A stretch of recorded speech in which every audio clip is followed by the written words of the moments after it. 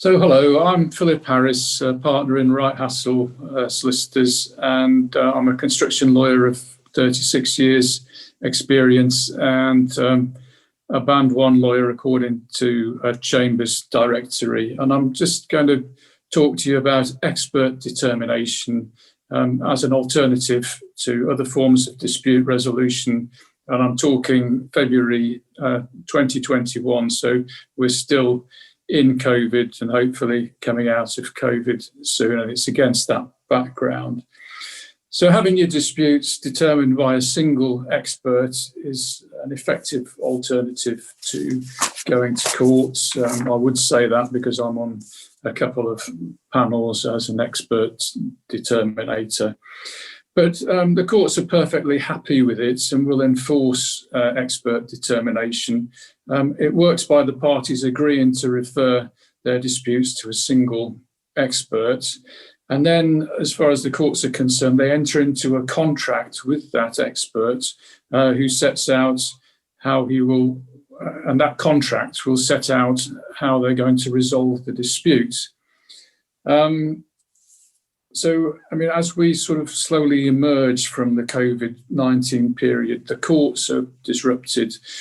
Arbitration is not doing terribly well because people are holding off from arbitration. They really want to go before an arbitrator themselves rather than have a virtual process. And the same, in my experience as a mediator, applies to mediation, that people really want to be going before the mediator rather than having a virtual process. And expert determination can help here because very largely it is a matter of paper submissions. People will make paper submissions to the expert and he will make a determination on those paper submissions. But importantly, he also acts inquisitorially and asks questions. So it's an ideal procedure whereby most of the matters will be dealt with on paper, but if he has questions to ask, he can act inquisitorially and he can put those questions to the parties.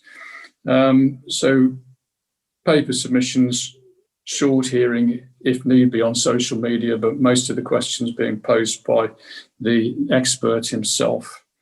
Expert determination can be written into the parties' contracts at the very beginning, or they can just decide to pick an expert to resolve their disputes at any stage as the contract goes along. The advantages are that it's consensual. The parties can agree to privacy and confidentiality, so the decision never gets published. They can agree a short time frame. They can agree, as I say, that the expert acts inquisitorially and investigates matters. And the great advantage is the finality, that ordinarily the expert's decision is final. It never goes to appeal. It never goes to anybody else. And the parties can agree what happens about their legal costs and what happens about the expert's fees.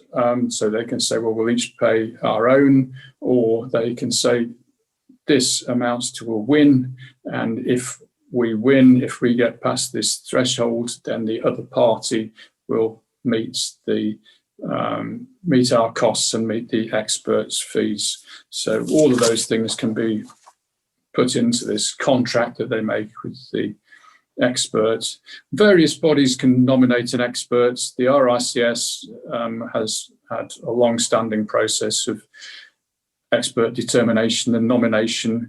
But the process that I commend to you is the IChemE process, the Institute of Chemical Engineers process. And this is now in the 5th edition, 2016, and it's called the White Book. So if you get hold of the IChemE White Book, there are some good rules there and procedures for expert determination. And it's a good idea, depending on where you are, what contract you're under, whether it's building or civil engineering or any other kind, to pick and choose from the IChemE rules, the White Book rules. And what I would suggest is looking at Rule 8 to Rule 12. The procedure for investigation is under Rule 8. And under Rule 10, there's an agreement to settle, and under Rule 11, that sets out the powers of the expert, and Rule 12 sets out how he makes his decision. So those rules, 8 through to 12, are the ones I recommend that you have a look at and pick the ones that you like, and then you've got pretty much a ready-made procedure for expert determination. Now, you can go to court to resolve matters of interpretation of contracts and matters of law on their own through the Part 8 procedure. So it's a limited procedure for resolving questions of interpretation and so forth. But if you go to a legal expert under this expert determination procedure, that can be better.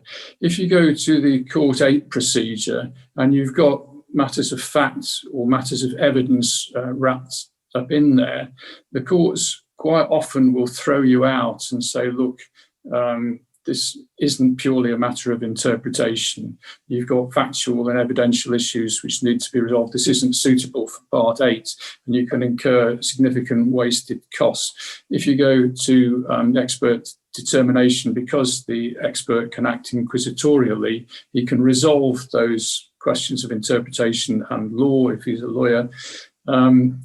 But he can also investigate and resolve, whatever relatively limited evidential and other questions you may have which are wrapped up in there. So it can be a better and simpler procedure.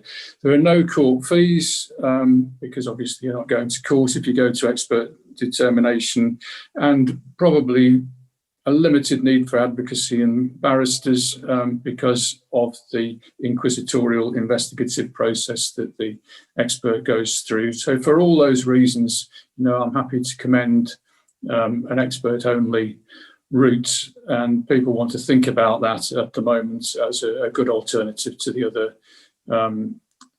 forms of dispute resolution. So thank you very much. I hope that's useful, and I'll leave that there. Thank you.